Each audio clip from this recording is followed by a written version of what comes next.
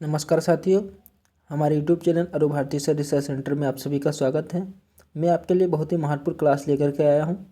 ये आपके UP PET, SSC GD, UPP, RO, ARO, UPPSS, IAS इत्यादि के लिए बहुत ही महत्वपूर्ण क्लास है। प्रारंभिक रसायन विज्ञान की आपकी क्लास कुछ पीछे मैंने पढ़ा चुके हैं, तो वहाँ से प्लेलिस्ट से देख लीजिएगा प्रारंभिक रसायन विज्ञान के बारे में। तो आज शुरू करते हैं यहाँ से जो कुछ बचा था प्रारंभिक रसायन विज्ञान के बारे में, तो शुरू करते हैं। अगर आप हमारे यूट्यूब चैनल पर नए आए हैं तो पहले हमारे यूट्यूब चैनल को सब्सक्राइब कर लें और बेल आइकन को प्रेस कर लें ताकि आने वाले वीडियो के आपके पास नोटिफिकेशन पहुंच जाए और आप क्लास समय से ले पाएँ। तो शुरू करते हैं। एलपीजी के मुख्य अवयव कौन कौन से हैं? ब्यूटेन तथा आइसोब्यूटेन। एलपीजी के मुख्य अवयव कौन कौन से हैं? ब्यूटेन तथा आइसोब्यूटेन है। प्राकृतिक गैस में मुख्यतः मेथन गैस होती है, जो आपकी प्राकृतिक गैस होती है। इसमें कौन सी गैस होती है? प्रायः मेथन गैस होती है, जो अपेक्षाकृत हल्की होती है।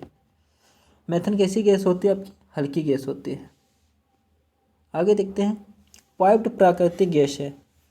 पाइप पीएनजी क्या है? पाइप्ड प्राकृतिक गैस है। गैस का मुख्यतः प्रयोग पकाने, भोजन बनाने के लिए तथा घरों में प्रयोग होने वाली गैस की जरूरत में प्रयोग की जाती है। पीएनजी गैस जो आपकी है मुख्यतः भोजन के रूप में और घरों में प्रयोग किए जाने वाली गैस के रूप में, गीजर के रूप में की जाती है। आगे देखते हैं। रॉकेट में ईंधन के रूप में द्रव हाइड्रोजन एवं द्रव ऑक्सीजन का प्रयोग किया जाता है। जो आपका रॉकेट का ईंधन होता है उसमें कौन कौन सा? द्रव हाइड्रोजन होता है और द्रव ऑक्सीजन का प्रयोग किया जाता है। पेट्रोल में लगी आग को बुझाने में जल प्रभावी नहीं होता है, क्योंकि जल और पेट्रोल एक दूसरे से अमिश्रणीय हैं और पेट्रोल ऊपरी परत बनाता है, जब अतः जलता रहता है। जो आपकी पेट्रोल से जब आग लगी होती है तो जल उसे नहीं बुझा सकता है, जल प्रभावी नहीं होता है, क्योंकि जल और पेट्रोल एक दूसरे के में क्या होते हैं? अमिश्रणीय होते हैं और पेट्रोल ऊपरी पर बनता है, ऊपरी उसकी जो परत होती है उस पर बनता है, अतः जलता रहता है। आगे देखते हैं। पेट्रोल से लगी आग को बुझाने के लिए फोम प्रकार के अग्निशामक प्रयोग किया जाता है। अगर पेट्रोल की आग लग जाती है तो बुझाने के लिए क्या करते हैं? फोम प्रकार के अग्निशामक का प्रयोग किया जाता है। रेयान को पहले कृत्रिम शिल्क कहते हैं। रेयान को क्या कहते हैं? पहले कृत्रिम शिल्क कहते हैं। रेयान पॉलीसेकेराइड है। रेयान क्या है आपका? पॉलीसेकेराइड है। आगे देखते हैं। पॉलीथीन एक पॉलीमर बहुलक है जिसका मोनोमर एथिलीन है। ये आपका एथिलीन हो गया, C2H4 इसका फॉर्मूला है। पॉलीथीन एक पॉलीमर क्या है? पॉलीमर है। पॉलीमर क्या है? एक बहुलक है जिसका मोनोमर एथिलीन है। बहुलक एक या पॉलीमर बहुत अधिक अणुमात्रा वाला कार्बनिक यौगिक है। आगे देखते हैं। व्यापारिक वैसलीन पेट्रोलियम द्वारा निकाला जाता है। जो आपका वैसलीन है जाड़ों में ज़्यादातर यूज किया जाता है, अपनी त्वचा पे लगाते हैं, वो पेट्रोलियम जेली, उस पर लिखा भी होता है वैसलीन पर पेट्रोलियम जेली, पेट्रोलियम द्वारा निकाला जाता है। हाइड्रोकार्बन का प्राकृतिक स्रोत क्या है? जीवभार। तो हाइड्रोकार्बन का प्राकृतिक स्रोत आपका क्या सोर्स क्या है? जीवभार। टेरिलीन न्यूनतम ज्वलनशील रेशा फाइबर है। जो आपकी टेरिलीन है वो न्यूनतम क्या है? ज्वलनशील रेशा फाइबर है। वाणिज्य में कृत्रिम रेशा को टेरिलीन कहा जाता है। वाणिज्य में कृत्रिम रेशा को क्या कहा जाता है? टेरिलीन कहा जाता है। बहुत ही इंपॉर्टेंट क्लास है आपकी, क्लास को शेयर जरूर कीजिएगा। 6 अगस्त 1945 को अमेरिकी वायुसेना ने जापान के हिरोशिमा पर परमाणु बम लिटिल बॉय गिराया था। 6 अगस्त 1945 को क्या किया? अमेरिकी वायुसेना ने जापान के हिरोशिमा पर परमाणु बम लिटिल बॉय गिराया था। अच्छा, उस समय हिरोशिमा पर और एक नागासाकी में परमाणु बम गिराया गया था। नागासाकी में आपको 9 अगस्त को गिराया गया था, जबकि 6 अगस्त 1945 को कहाँ गिराया गया था? जापान के हिरोशिमा में गिराया। चॉकलेट स्वास्थ्य के लिए हानिकारक हो सकते हैं क्योंकि उनमें कैडमियम और लेड सीसा की मात्रा अधिक होती है। चॉकलेट स्वास्थ्य के लिए हानिकारक क्यों होती है? क्योंकि उसमें कैडमियम और लेड यानी कि सीसा की मात्रा अधिक होती है। आगे देखते हैं। नाभिकीय ऊर्जा ऐसी ऊर्जा है जो प्रत्येक परमाणु में अंतर्निहित होती है। जो नाभिकीय ऊर्जा होती है आपकी, वो जो प्रत्येक परमाणु में अंतर्निहित होती है। सभी मौजूदा नाभिकीय ऊर्जा संयंत्रों में विखंडन का प्रयोग होता है। क्या होता है? सभी मौजूदा नाभिकीय जो ऊर्जा संयंत्रों में क्या होता है? विखंडन का प्रयोग होता है, फ्यूजन। परमाणु रिएक्टर में प्रयुक्त ईंधन यूरेनियम है। जो आपके परमाणु रिएक्टर होते हैं उसमें प्रयुक्त ईंधन कौन सा होता है? यूरेनियम। परमाणु रिएक्टर के अंदर यूरेनियम परमाणु नियंत्रित श्रृंखला अभिक्रिया द्वारा विखंडित किए जाते हैं। मंदक न्यूट्रॉनों की गति को मंद करता है। जो मंदक है आपको न्यूट्रॉनों की गति को क्या करता है? मंद करता है। भारी जल जिसे ड्यूटियो ग्राफाइट या कैडमियम की छड़ों का प्रयोग मंदक के रूप में किया जाता है। कौन सा? भारी जल का उपयोग और ग्रेफाइट या कैडमियम की छड़ों का प्रयोग मंदक के रूप में किया जाता है। इनमें भारी जल का सर्वोत्तम मंदक माना जाता है। इनमें भारी जल को क्या सर्वोत्तम मंदक माना जाता है। भारी जल किसे कहते हैं? DTO। DTO जल को क्या कहते हैं? DTO को कहते हैं भारी, जो क्या होता है, मंदक होता है जो भारी जल होता है, सर्वोत्तम मंदक माना जाता है भारी जल को। आगे देखते हैं। प्राकृतिक रेडियो एक्टिविता की खोज 1896 में फ्रांसीसी वैज्ञानिक थे हेनरी बेकुरल। तो प्राकृतिक रेडियो एक्टिविता की खोज की थी 1896 में किसने की थी? हेनरी बेकुरल ने की थी। सूर्य में ऊर्जा का निरंतर सृजन नाभिकीय संलयन न्यूक्लियर फ्यूजन के कारण होता है। जो सूर्य में ऊर्जा का निरंतर किसके द्वारा होता है? नाभिकीय संलयन न्यूक्लियर फ्यूजन के कारण होता है। हाइड्रोजन बम एडवर्ड टेलर ने विकसित किया था। जो आपका हाइड्रोजन बम है किसने विकसित किया था? एडवर्ड टेलर ने विकसित किया था। C14 का प्रयोग पुरातात्विक महत्व की अति प्राचीन वस्तुओं को लिए तिथि निर्धारण के लिए किया जाता है। जो कार्बन 14 का प्रयोग किसके लिए किया जाता है? अति प्राचीन वस्तुओं की तिथि निर्धारण के लिए कार्बन 14 का प्रयोग किया जाता है। आगे देखते हैं। दिया सिलाई की नोक में लाल फास्फोरस लगा होता है। जो आपकी दिया सिलाई होती है उस पर एक क्या लगा होता है? लाल फास्फोरस लगा होता है। मुख्य रूप से 3 प्रकार के उर्वरक होते हैं जिन्हें नाइट्रोजन, फास्फोरस तथा पोटाश कहते हैं। NPK आपकी बोरी पे लिखा होता है, जो खाद डालते हैं उस पर क्या लिखा होता है? NPK, जिसका फॉर्म क्या होता है? नाइट्रोजन, फास्फोरस तथा पोटाश। NPK किसान लोगों को ज़्यादा पता हो जो लोग गाँव में रहते हैं। पोटाश उर्वरक पोटेशियम से प्राप्त होता है। जो पोटाश उर्वरक है आपसे कहाँ से प्राप्त होता है? पोटाश उर्वरक आपके पोटेशियम से प्राप्त होता है। प्लास्टर ऑफ पेरिस का उपयोग शल्य चिकित्सा में, प्लास्टर करने में, सांचे और मॉडल बनाने में, मोतियों में खिलौने बनाने में किया जाता है। जो प्लास्टर ऑफ पेरिस का उपयोग किसमें कहते हैं? शल्य चिकित्सा में। जो डॉक्टर लोग जब हड्डी वगैरह टूट जाती है या उतर जाती है तो एक लेप लगाते हैं। वो लेप काहे का लगाते हैं? शल्य चिकित्सा में प्लास्टर ऑफ पेरिस का लगाते हैं। pH पैमाने में 0 से 14 तक अंक होते हैं और 7 क्या होता है? आपका न्यूट्रल हो जाता है। जिस विलेन का pH मान 7 से कम होता है उसे अम्ल, और एक ये भी बात है, जिस विलेन का pH मान 7 से कम होता है उसे अम्ल या एसिड, नींबू का रस जैसे हो गया, तो जिसका pH मान 7 से अधिक होता है उसे क्षार कहते हैं। जिसका pH मान 7 से अधिक होगा उसे क्या कहते हैं? क्षार कहते हैं। और जिसका pH मान 7 से कम होगा उसे अम्ल कहते हैं। ऑक्सीजन एक दहन पोषक गैस है। ऑक्सीजन क्या? एक दहन पोषक गैस है। दहन के लिए ऑक्सीजन गैस आवश्यक है। अगर आपकी ऑक्सीजन गैस नहीं है तो आग नहीं लग सकती। सोडियम कार्बोनेट को धामन सोडा, वाशिंग सोडा भी कहते हैं। जो सोडियम कार्बोनेट होता है उसे क्या कहते हैं? धामन सोडा या वाशिंग सोडा भी कहते हैं। इसका केमिकल सूत्र होता है सोडियम कार्बोनेट। सोडियम कार्बोनेट क्या होता है? धामन सोडा, जिसे वाशिंग सोडा भी कहते हैं। सामान्यतः धामन सोडा N2CO3 × 10H2O के रूप में पाया जाता है अर्थात सोडियम कार्बोनेट के रूप में अणु एवं जल के 10 अणु संलग्न रहते हैं। आगे देखते हैं। खाने के सोडे का रासायनिक नाम सोडियम बाइकार्बोनेट होता है, NaHCO3। जो खाने का सोडा होता है उसे सोडियम बाइकार्बोनेट कहते हैं। सोडियम बाइकार्बोनेट का प्रमुख खाद्य पेय पदार्थों के रूप में बनाने में किया जाता है। सोडियम का बाइकार्बोनेट का प्रयोग किसमें जो खाद्य पेय पदार्थ होते हैं उनमें बनाने में किया जाता है। आगे देखते हैं। सोडियम बाइकार्बोनेट का वाणिज्यिक नाम बेकिंग सोडा है। क्या है?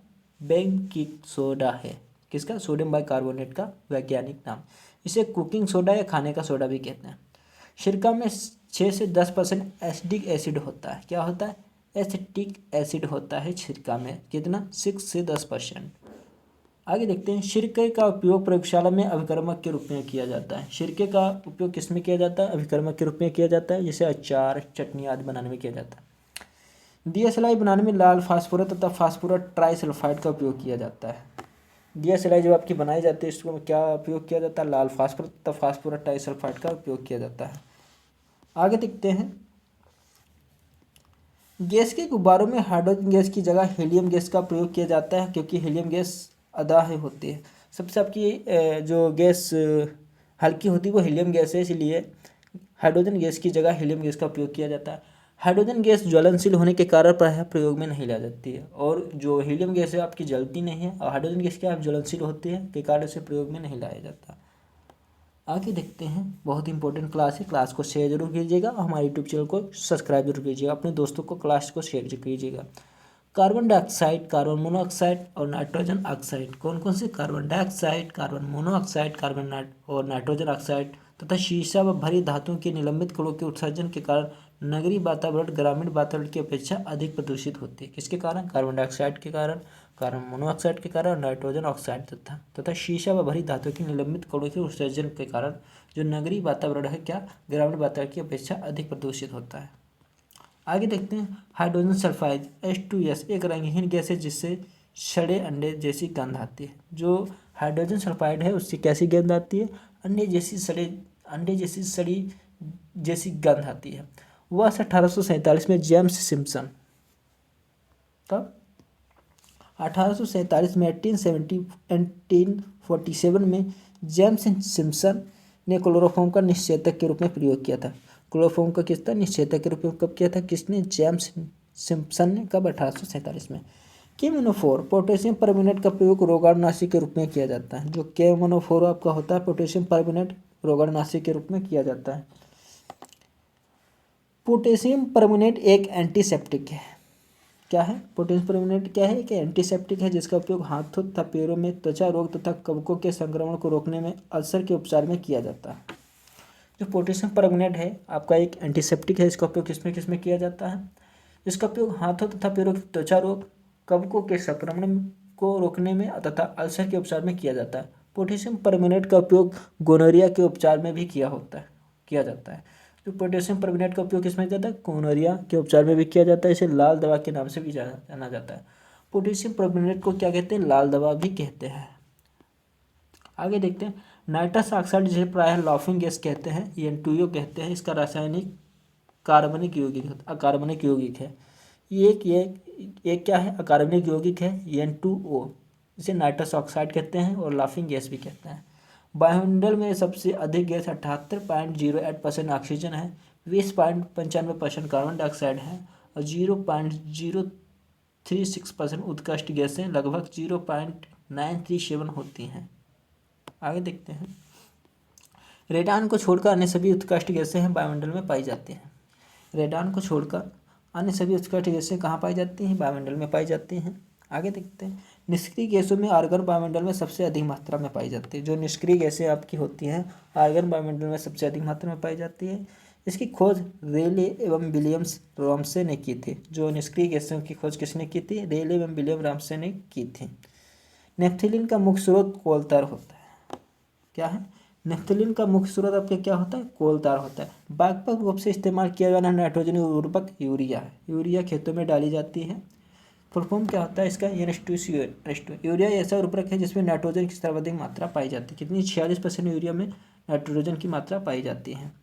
विशाल संख्या में स्वचालित वाहनों वाले नगर की वायु को शीशा लेड प्रदूषित करता है। जो विशाल संख्या में स्वचालित वाहनों वाले नगर हैं वायु को जो शीशा है प्रदूषित करता है। शीशा को लेड भी कहते हैं। वसा के साथ कास्टिक सोडा को उबालकर साबुन तैयार किया जाता है। फेट के साथ क्या किया जाता है? कास्टिक सोडा को उबालकर साबुन तैयार किया जाता है। वसा। आगे देखते हैं, NaOH सूत्र वाले यौगिक का सामान्य नाम कास्टिक सोडा होता है। जिसे क्या होता है? Caustic soda. कास्टिक सोडा का आपका क्या होता है? NaOH, sodium hydroxide. Plaster of Paris जल से क्रिया कराने पर ऊष्मा उत्पन्न होती है। प्लास्टर ऑफ पेरिस के जल में क्रिया जब कराते हो तो ऊष्मा उत्पन्न होती है, वह शीघ्रता से जिप्सम में बदलकर जम जाता है। अम्लीय वर्षा सल्फ्यूरिक अम्ल एवं नाइट्रिक अम्ल अधिक मात्रा में पाए जाते हैं। जो अम्लीय वर्षा होती है उसमें क्या होता है? सल्फ्यूरिक एसिड होता है और नाइट्रिक एसिड अधिक मात्रा में पाए जाते हैं। आगे देखते हैं, वृक्षों से प्राप्त किया गया प्राकृतिक रबड़ बुनियादी रासायनिक निर्माण ब्लॉक आइसोप्रीन है। क्या है? ब्लॉक आइसोप्रीन है। जो वृक्षों से प्राप्त किया गया प्राकृतिक रबड़ का बुनियादी रासायनिक निर्माण है। किडनी स्टोन जिसे पथरी कहते हैं कैल्शियम ऑक्सलेट में पाया जाता है। किडनी स्टोन में क्या? कैल्शियम ऑक्सलेट पाया जाता है, इसलिए उनको टमाटर खाने के लिए मना किया जाता है। ऊन तंतु का विकल्प नायलॉन C66 है। ऊन तंतु का विकल्प क्या है? नायलॉन है, जिसे C6 कहते हैं। किसी मृदा का pH मूल्य उस विशेष मृदा पर अम्ल अंश को मापित करता है। किसी मृदा का जो pH मूल्य है उस विशेष मृदा में अम्ल अंश को क्या करता है? मापित करता है। कपड़े से स्याही और जंग के धब्बों को मिटाने के लिए ऑक्जेलिक एसिड का यूज किया जाता है। जो कपड़े से स्याही और जंग के धब्बों को मिटाने के लिए किसका उपयोग किया जाता है? ऑक्जेलिक एसिड का उपयोग किया जाता है। ऑक्जेलिक एसिड आपका टमाटर में भी पाया जाता है। कार्बन और हाइड्रोजन दो ऐसे तत्व हैं जिनसे बहुत बड़ी संख्या में यौगिक तैयार किए जाते हैं। जो कार्बन और हाइड्रोजन दो ऐसे तत्व हैं जिनके बहुत ही मात्रा में यौगिक तैयार किए जाते हैं।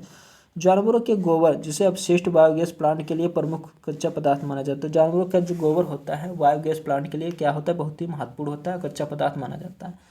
गोबर गैस बायोगैस इसे क्या कहते हैं? बायोगैस। मेथेन 55% होती है बायोगैस में, और हाइड्रोजन 7.4%, और carbon dioxide 35%, nitrogen 2.6%, hydrogen sulphide के कुछ अंश होते हैं। बायोगैस में क्या क्या होता है? आपका 55% मेथेन होता है, 7.4% हाइड्रोजन होता है, कार्बन डाइऑक्साइड 35% आपका होता है, और 2.6% नाइट्रोजन होता है, और हाइड्रोजन सल्फाइड के कुछ अंश होते हैं। ओजोन परत के अपक्षय में क्लोरोफ्लोरो हेलेंस और नाइट्रोजन ऑक्साइड प्रमुख हैं। जो आपके ओजोन परत का अपक्षय हो रहा है वो क्लोरोफ्लोरो, जो आपकी फ्रिज वगैरह में यूज़ की जाती है, बहुत ही घातक सिद्ध हो रही है, और हेलेंस और नाइट्रोजन ऑक्साइड भी हैं, प्रमुख हैं। ओजोन का सर्वाधिक विनाश क्लोरोफ्लोरो कार्बन में वृद्धि के कारण होता है। आगे देखते हैं। वायुमंडल में ओजोन गैस द्वारा पराबैंगनी किरणों का अवशोषण होता है, जिससे पराबैंगनी किरणें सीधे पृथ्वी पर नहीं पड़ती हैं। जो आपका वायुमंडल में ओजोन गैस द्वारा क्या होता है? पराबैंगनी किरणों का ऑब्जर्वेशन होता है, जिससे पराबैंगनी किरणें सीधे पृथ्वी पर नहीं पहुंचती हैं। पाश्चुरीकरण किसे कहते हैं? वह प्रक्रिया है जिसमें दूध को 63 डिग्री सेंटीग्रेड पर 30 मिनट तक गर्म किया जाता है और फिर शीघ्रता से ठंडा किया जाता है। पाश्चुरीकरण क्रिया किसे कहते हैं? जिसमें दूध को क्या किया जाता है? 63 डिग्री सेंटीग्रेड पर पहले 30 मिनट तक गर्म किया जाता है, उसके बाद ठंडा किया जाता है। क्या होता है? पाश्चुरीकरण कहलाता है। दहन एक रासायनिक प्रक्रिया है। दहन क्या? एक रासायनिक प्रक्रिया है। सिगरेट के धुएं में प्रमुख रूप से कार्बन मोनोऑक्साइड और हाइड्रोजन साइनाइड के मुख्य प्रदूषक के रूप में होता है। सिगरेट के धुएं में क्या होता है? कार्बन मोनोऑक्साइड होता है और हाइड्रोजन साइनाइड के मुख्य प्रदूषक के रूप में होता है। कार्बन मोनोऑक्साइड प्रमुख वायु प्रदूषक है। वायु प्रदूषक क्या है? Carbon monoxide. उत्पादक गैस प्रोड्यूसर गैस मुख्यतः नाइट्रोजन कार्बन मोनोऑक्साइड का मिश्रण है। जो प्रोड्यूसर गैस होते हैं वो नाइट्रोजन एवं कार्बन मोनोऑक्साइड के क्या होते हैं? मिश्रण होते हैं। रात को पेड़ के नीचे सोने की सलाह नहीं दी जाती, क्योंकि पेड़ रात को कार्बन डाइऑक्साइड निकालते हैं। आप लोगों को पता है, कहते हैं कि रात को पेड़ के नीचे नहीं सोना चाहिए। क्यों नहीं सोना चाहिए? कि पेड़ रात को कार्बन डाइऑक्साइड निकालते हैं। तो यहीं पे हमारी रसायन विज्ञान की क्लास समाप्त होती है। ये आपकी क्लास यूपी त्रिपसी PET SSC GD UP PSS IAS RO के लिए बहुत ही महत्वपूर्ण क्लास थी। अगर आज ऐसी क्लासें आप देखना चाहते हैं तो हमारे यूट्यूब चैनल को सब्सक्राइब करें और बेल आइकन को प्रेस करें, ताकि आपके पास नोटिफिकेशन पहुंचे, आप क्लास को समय से देख पाएँ। अपने दोस्तों को जरूर शेयर कीजिएगा। प्लीज़ सपोर्ट करें, चैनल को लाइक एंड सब्सक्राइब करें। धन्यवाद। जय हिंद।